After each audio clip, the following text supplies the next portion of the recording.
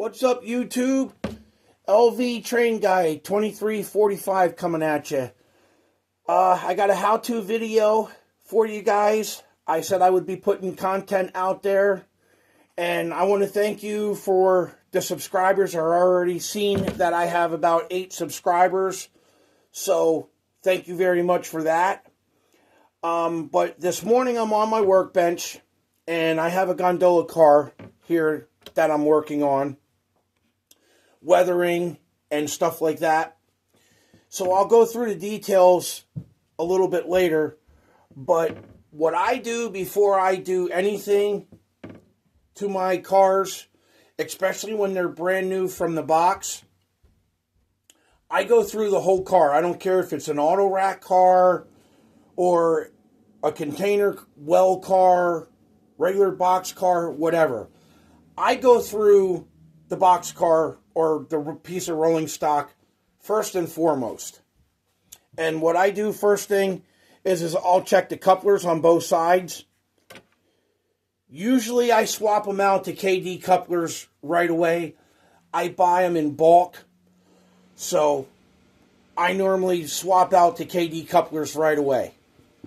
Some of you may not do that, but I highly recommend swapping out the KD couplers. Another thing I do with my box cars and my rolling stock is I check the wheels out and the trucks. I check for how much play the trucks have, and I adjust them accordingly. Sometimes when you get rolling stock in from the factory, these trucks are a little too tight. So you always want to adjust on them, which I do. Because chances are if you go to throw it on your layout and it starts going around your layout and these trucks are a little bit on the tight side, you're going to wind up having derailment problems. So that's the second thing that I check. Also, I make sure that they're all 33-inch steel wheel sets. I know a lot of the rolling stock out there, they say it comes with steel wheels and stuff like that, but I always check. And I use KD 33-inch wheel sets on everything. And then normally what I'll do is I'll make sure that the car has enough weight to it. And I'll just go by feel, and I do have a scale as well. So I'll make sure that this car has some weight to it, and not that it's lightweight, because a lot of times if you have a lightweight car, it won't go on your layout the way it's supposed to, because it's so light. It'll pick a switch, it might not go through a switch the right way or whatever, but you're just asking for yourself for derailment issues. So I always make sure that they have enough weight in them. And if they don't, usually what I'll do is I'll break the car apart from the top to the bottom, and I'll usually see if I could put some kind of hidden weight inside the car, if I could. I personally like to use stick-on weights myself, but you could get weights at the hobby shop as well. So with that being said, with this gondola car, I did something a little bit differently with it, and I actually beat it up a little bit. And what I mean is if you could see on the actual car, the steel support rods, they're bent. Okay, you can see like there's a bent support rod here, here, and here. And you could tell that the top of the gondola car is beat up, like steel was hitting the top of it and have you whatnot. And the same thing on this side. You can see a lot of rust starting to show through on the gondola car. And I painted that on there like that. And you can see inside the gondola car, it's pretty rusty with weathering. And you can see on the inside the little dimples on the inside edge of the gondola car on how it's all beat up as well.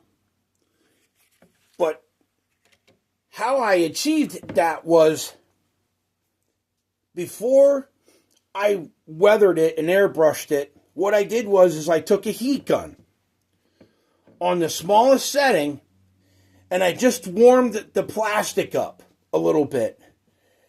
And I took a little needle nose pliers, hobby needle nose pliers, and I actually bent the gondola car. You can see the little ridges and the little bends on the gondola car, and how I stressed the sides of them to give it that real life look. And basically what I did is I just took the hair dryer, kept it on there for a couple of minutes, and then I took my pliers and then I just worked and twisted, and I worked my way down the gondola car to get the steel stress look of the car.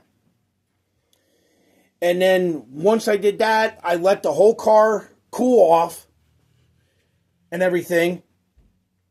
And then I painted it. I put the rust on the inside of it and the rust on the outside. And I really gave the gondola car that really beat up, steel stressed, like when they were loading it and it was hitting on the edges of the gondola car. And what transpired me to do that is I actually seen a couple of gondola cars when I was out rail fanning one day. And I said to myself, you know what?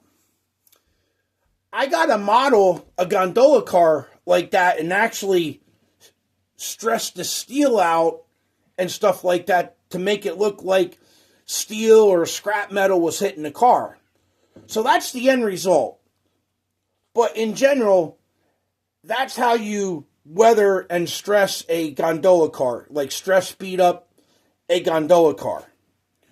And then you just hit it with your weathering on both sides and inside. Some guys don't weather the inside of their gondola cars because they just say, well, I'm going to be running a load on the top of it, so there's no really reason to really paint the inside of the gondola car. Me, I like to paint it anyways on the inside, because if you ever want to run the car without a load, it looks a lot more realistic. So I hope you guys on YouTube enjoyed this how-to. But LV Train Guy 2345 says, keep it model railroading, and we'll see you on the next one. Thank you for watching.